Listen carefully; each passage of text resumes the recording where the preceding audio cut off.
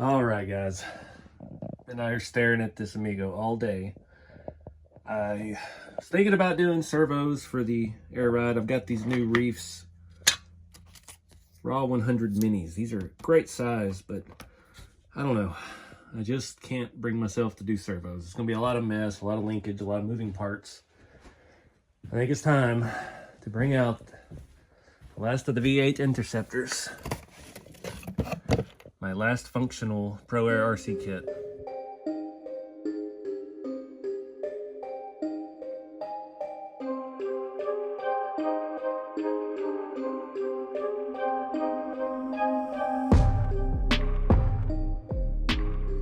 Alright guys, welcome back to RC Every Day.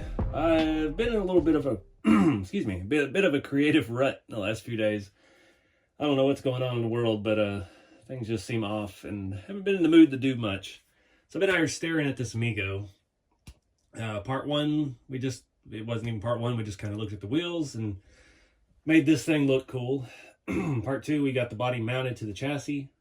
And I've been toying with the idea. I really wanted to go with servos.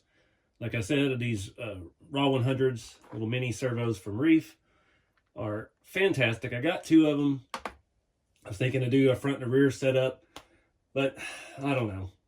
I just don't like the idea of mechanical things right now. I'm just not in the mood to make that. So I've got this last proairrc kit. This was the one that was on my Sin Racing F450.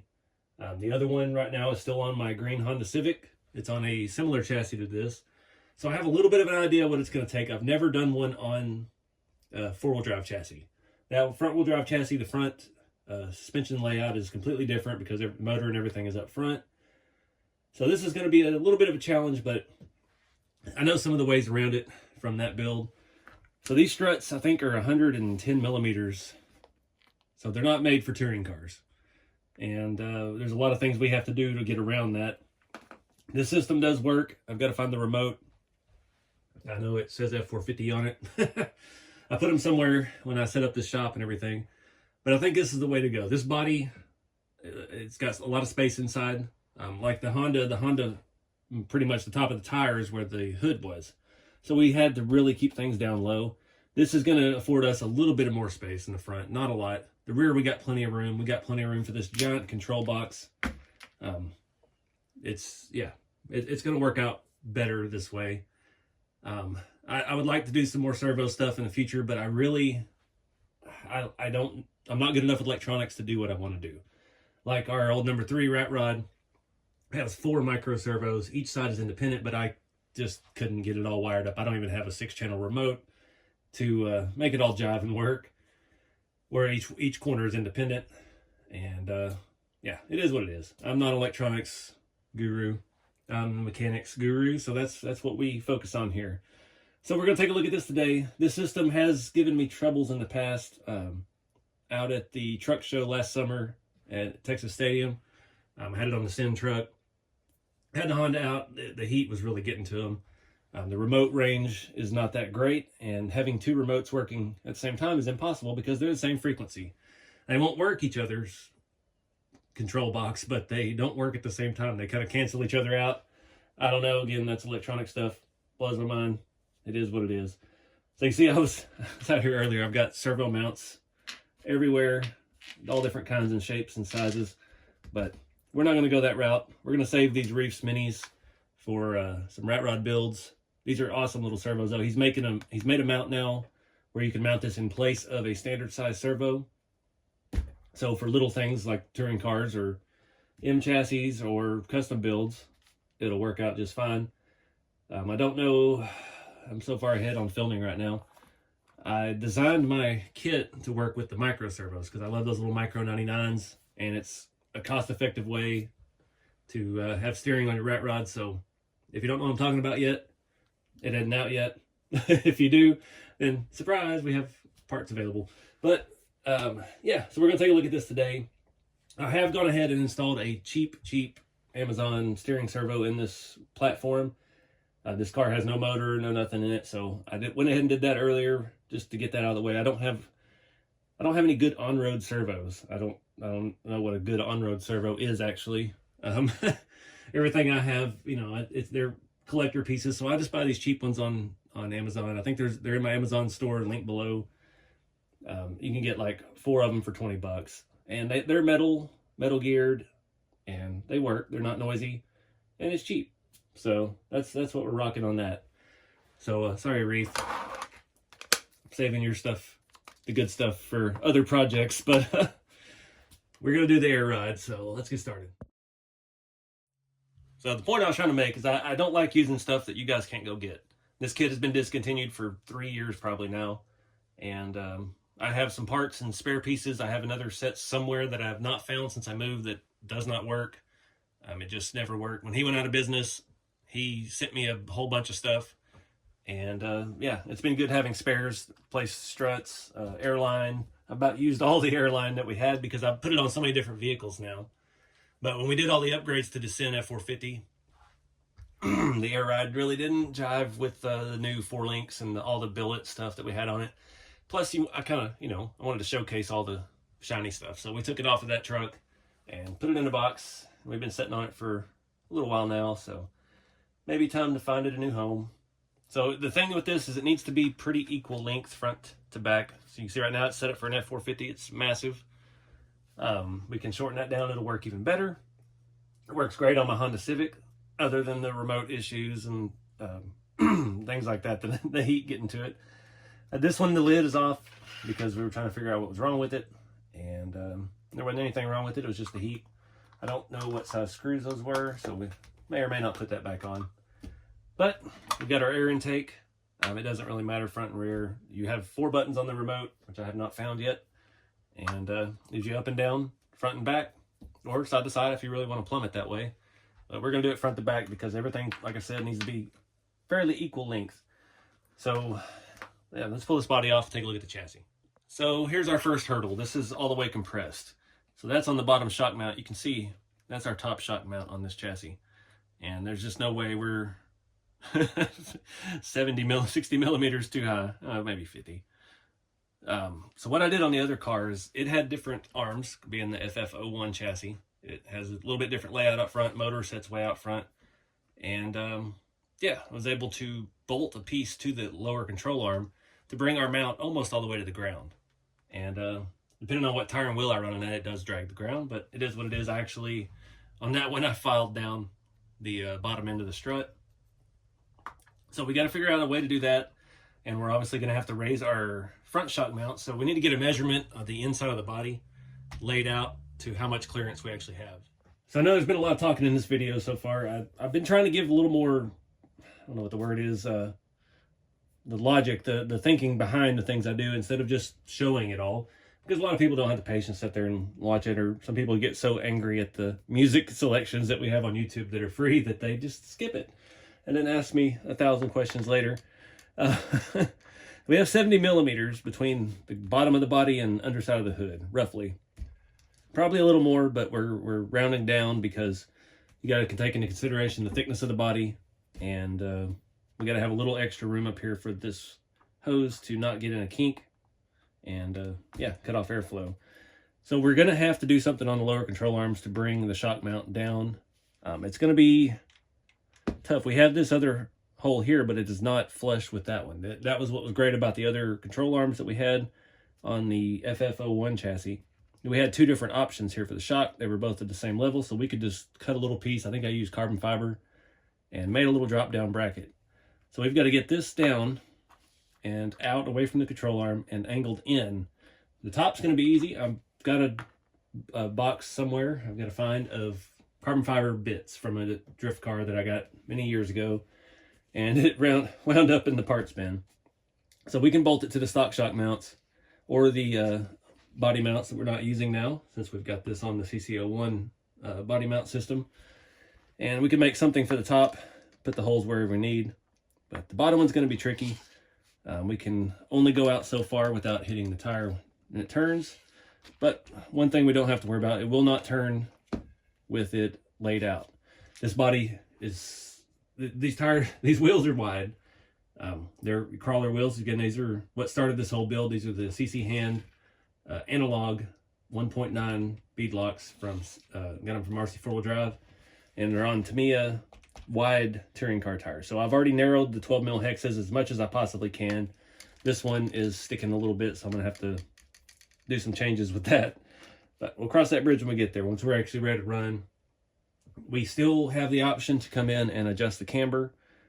We could take more camber in the front. I really don't want any more in the back because, you know, this was a solid axle truck in real life. Amigos were body on frame, independent front, even on the 4-wheel drives, and solid axle rears. So it may be something we have to do. I don't have a lot of touring car rods and rod ends and things, so we might be able to make something out of crawler links and things like that, spacers, rod ends, and all that. The front is very short already, so that's going to be a challenge we have to overcome. Also, another issue we're having, steering, just the angles when you have any air ride suspension. I mean, I've done this with real cars. You can see as we go up, our tires go out. So we got positive caster, which is bad. So we can play with that, but we need it as in and as narrow and as negative as possible. Negative camber, negative posture, negative caster. Can't talk. So little things to work out. But when you step back and look at the big picture, that stuff can all get kind of overwhelming. Just take it one thing at a time. Let's get the shocks mounted, figure out how we're going to do this bottom link or bottom mount, and then we'll worry about the top mount. And then from there, we can worry about the caster, the camber, and all that. All right, so before we get started, I do want to address one thing with this. So these old Tamiya TAO2s, they use these shafts basically for the front control arms and most the lower rears. They're only threaded on this end. So I can't use that hole without being able to thread into the arm or have something that it's holding in place with. Going through my junk bin of carbon fiber pieces, I've got a piece here that I'd already modified once before to try and use for this type deal. And it's going to work out great. I'm just going to have to put a spacer behind here. It looks like maybe 3 or 4 millimeter. But I hate to use them. These are some, this stuff is getting hard to find. So I have collections of all this TAO2 stuff because this is what I grew up with. These platforms are my thing. So I've got a couple different ones. You can see this one here is very long. This one was from the outside of the rear arm. I think it's going to work out. It's not going to thread into our spacer, obviously, but we put it through here and we have our spacer and then we thread this one on tight and it's going to keep it trapped. And this will be our lower shock mount. And that's going to put it way down low where we need it. It's going to be about 3 millimeters off the ground with this tire. And I think that's going to work. So that's what we're going to roll with for now. If I can find the other one of these arms. I've got my whole box of carbon fiber and aluminum stuff from that. That was the, was it a Fijon J9? It was a Bulldog. It was a drift chassis. Had a dash, had actually like a McPherson strut front suspension. I've used it for plenty of projects throughout the years. They're neat cars, but they're better parts cars. So we may swap those out for this and try to make this work. This will be an easy way. We've got a nice solid carbon fiber piece or graphite or whatever it looks like carbon. I don't know what it actually is. It smells terrible and you don't want to breathe it when you cut it. So the more stuff I can find like this that I've already modified, the better, because I don't want to die of lung cancer from air ride on an RC car. So that's where we're going to go. I'm going to put on some music and have an adult beverage. So hang on and yeah, let's get this thing down.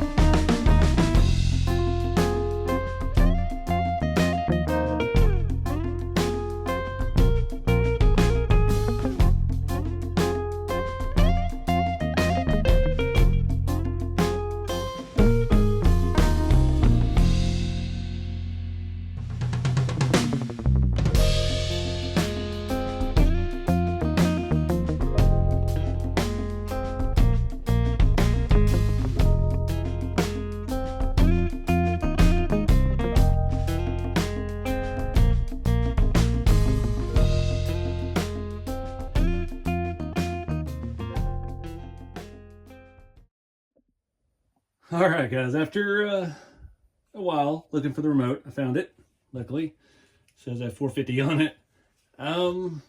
We've got one major flaw here. So part of the reason my other car, it's front wheel drive, it's a Honda, it's on drift tires because of this. So I've got the front hooked up, I've got the body sitting on it just for weight to try and see how it's actually going to perform. I've got it plugged into another car with the receiver and ESC and everything, so we have power.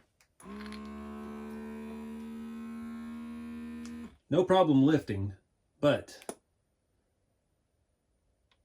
we barely have any down. And part of the reason for that is the travel of the front arms. So as they come down, they're moving out, and as it needs to go, or as they're coming up, it needs to go out. And as it's going down, they need to go up. So that means the bottoms need to move out. Super soft Tamiya, super wide slicks, not moving out. They were stuck on the pavement. So you see, as soon as I pull them apart, so that either means we got two problems here. We either need to adjust the angle of the shock so we have a little more force. I need to check the clearance under the hood. We should be perfect right now. We need slick tires, so it will slide down as it needs to as the suspension travels downward. We can maybe move the arms upward, or the shocks upward, so we have a little more leverage. And I forgot what the other reason was. Or we have to be rolling while we lower the suspension. So with rubber tires, they're just not going to slide. That may be the solution. We just have to roll it. We can't just air out stationary. With real cars, I mean, you got a tremendous amount of weight. You have 3,000, 4,000, 5,000 pounds, depending on what kind of vehicle it is. Rubber's going to give. It's going to stretch. It's going to slide across the road, the pavement, asphalt, whatever it's sitting on. Really happy with how this is working out, though. This looks fantastic. It did interfere with our steering just a little bit. I don't have a servo. I don't have anything hooked up, but we still get plenty of steering out of it, because we're not going to be able to steer at all with it down. And it is going down. It's just very hesitant. But if we roll it, well, it's hard to show that because everything's connected to this other car over here, but that would solve the problem, because this is towing in as we're traveling downward. So it's going to drive the tires in the wrong direction. So we need to adjust the caster quite a bit, tow in with the steering links. And yeah, so I'm going to take a break, go to bed tonight because it's gotten kind of late. We'll move on to the back and do that. We'll get the body on, get this thing running on its own power. I've got to get a motor for it and do some stuff. I actually have a motor over there, I see. Does it already have a plate on it? Got half of one, so we already have one with a TaO2 mount. Stock can motor, perfect for this. We don't need anything crazy. If I remember right, this mount, the other pole is still stuck in the car, and I was not able to get that out yet. But that should already have the right gear on it, so we should be able to just swap it right in here and go. This was super, super easy. Just a solid bar. I cut the ends off, drilled some holes in the middle.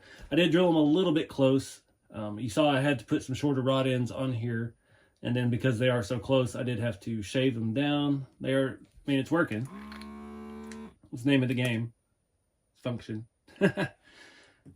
Not the worst looking setup I've ever made, so I'm happy with that. The back will be much, much easier. So let's take a look at that.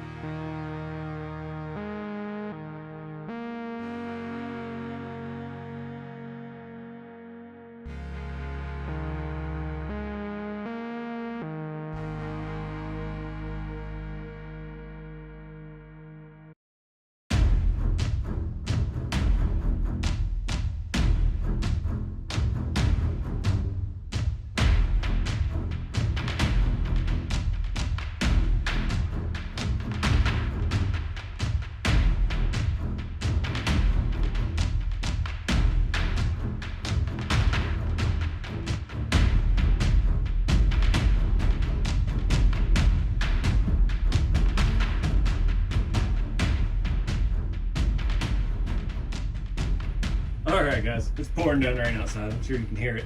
We're going to wrap this video up here. We've got the air system on and functioning. We've got to play with the camber still. And yeah, it goes up easy. It works with the weight, the body. We still don't have... Yeah, I have ESC I can use on it. I don't have a receiver. You have to scavenge something off of another car. So I've got this thing hooked up again to my favorite TA02. This is the 40th anniversary chassis. I run it on a vintage body. It is fully decked out, but I just needed somewhere to scavenge some power from. So, got rear up, front up, and get good and level. It just doesn't want to go down all the way yet because these tires are so grippy. The rear is working pretty well, but we are going to have to play with the camber because the rear was very close. The front, we've got to play with the steering and stuff still too. Then I need a whole other set of stuff out of storage in the shop, so I've got to put all this stuff up for the air ride, all of my odds and ends, all this carbon fiber stuff. I spent probably 3 hours just digging through boxes trying to find something cool to make this rear cross member out of. I ended up going with this another piece of that chassis like we did on the front. It worked out. It's not quite as neat as I'd wanted it to look, but you're not gonna be able to see it anyway because this body has tinted windows. But rear's working great. Rear was gonna work better because obviously its shocks are more vertical. This is slow going down, but we still got a lot of weight to put on it. We'll run a little 3-cell lipo. It's got a little bit of weight. We have ESC, radio, and the body itself, so it shouldn't be an issue. As long as we can get this front rubber to clear the inner fenders. I'm not against it. I mean, this is an original Tamiya body. If I have to, I'll shave down the inside of the fenders a little bit. That body is fairly thick, and it doesn't go... We're only going up to where this body line is. We're not going all the way up to the hood. We're not going full body drop. It's just going to look like it's bagged. So, yeah, we can make a little more room in there. We got some tricks up our sleeve, but yeah, I got to clean up and regroup after this. So, still, I think this is probably going to be a good placement. I shortened all the lines. I got these where they're not kinked. We got plenty of room in the greenhouse of the body. We got plenty of room up here in the front still, so that's going to work out well. That was some of the issues still with the Honda. That body just sets so low when the tire is pretty much going all the way up to the hood. So we had, you know, I think that body I made Velcro mounts that come off the back of this or the front, I can't remember. And it's pretty much the body's only above the tire by the thickness of Velcro. So this is giving us a little bit more room. I also want to do some more stuff to the body. We don't have painted tail lights. I don't have painted marker lights and corner lights and things like that. I'm not sure yet how to tackle that. I do also want to paint this front air dam black. My other vintage body, it's black and it looks nice. It's already got painted blinkers, so I'm going to do something with that. But I'm going to wrap it up here, guys. I appreciate y'all watching, and keep it scale. Get out there, do something fun with the hobby, and I'll see y'all in the next one.